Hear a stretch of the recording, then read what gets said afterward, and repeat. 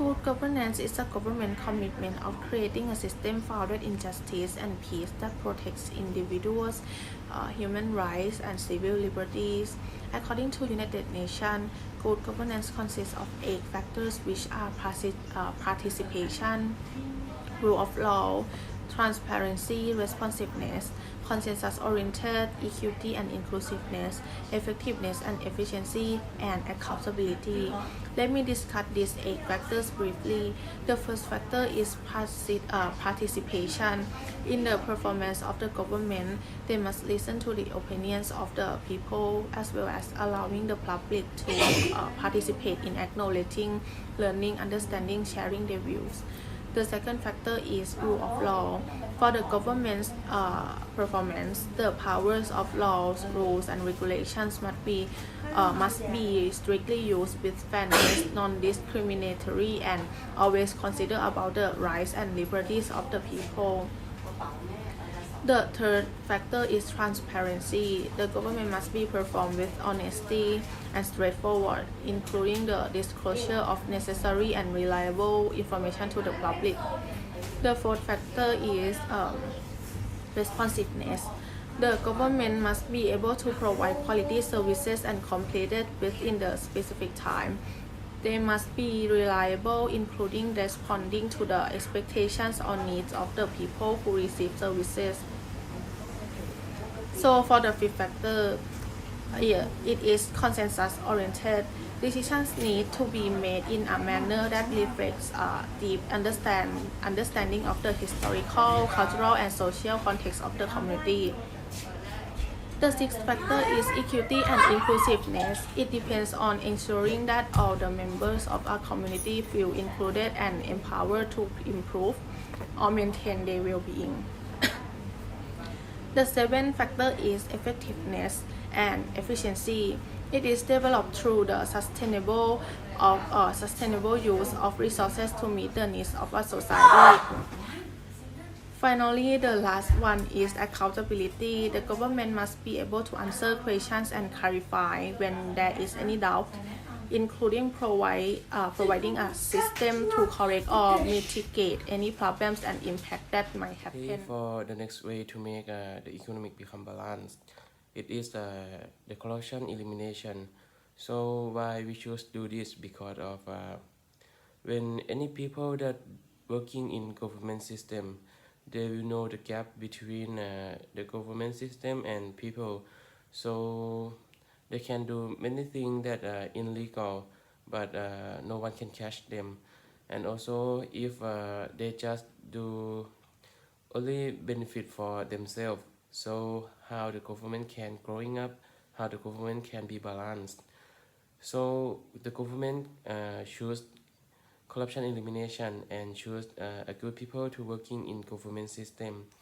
And also if we have a good person that working in a government system, for sure in the future our government can be better. But if we didn't do this, so if all the people that working in the government system, all of them are corruption, so what will happen? The government will be better or not? So the answer is no. So the thing that they should do first is corruption elimination, and then they should choose the right person to working in government system. The third topic is decentralization. Decentralization is the process by which the activity of an organization, particularly those regarding planning and decision-making, are distributed or delegated away from a central, authoritative location or group.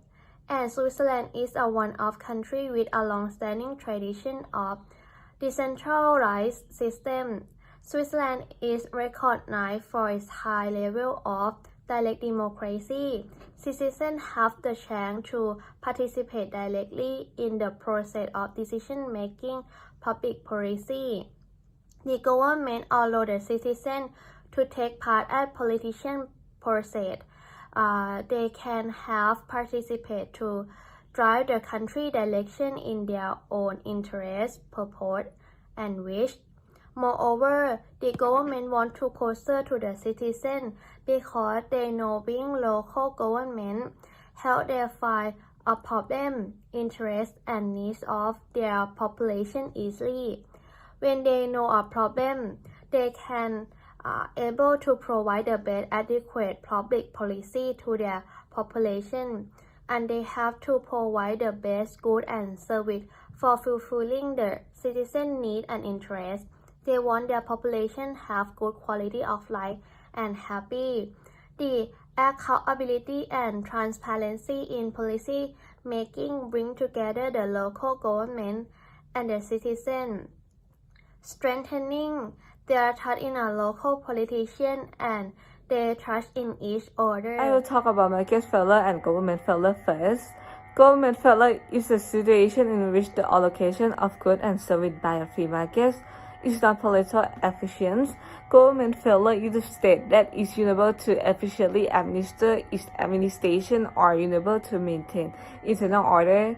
There will instead political and social conflict. So I think participation can make economy balance when market failure and government failure happen, because in my opinion, if every structure of country participation and they really need country improve in a good way, they can suggestion, research and develop and participation together. People in their country can comment what a suggestion to, and if every structure or any organization in a country not participation, the way that everyone hope the country and economy can develop more and more, it cannot happen in my opinion. Participation definitely is a better way for my economy balance and see the point of every structure happen in the country directly. So the last idea that we think it can make more balancing economy is upskill of human, because the economy is driven by the human. So humans are the most important factor in economic growth. If everyone have the knowledge and ability, it will help drive the country to be more stable and sustainable, because human resource development will make people self-reliant in the long run and make them to have sustainable skill, especially adaptive skill that make them possible to survive in the rapidly changing and unpredictable situation. For example, Japan has high-skilled citizens and good government management. Even though they have to face with a lot of disaster like tsunami, they're able to recover and cope with this situation effectively. That make the economy recover quickly. So if citizens of our country have higher skill from government support, I believe that our country will be more developed and higher level of economic growth.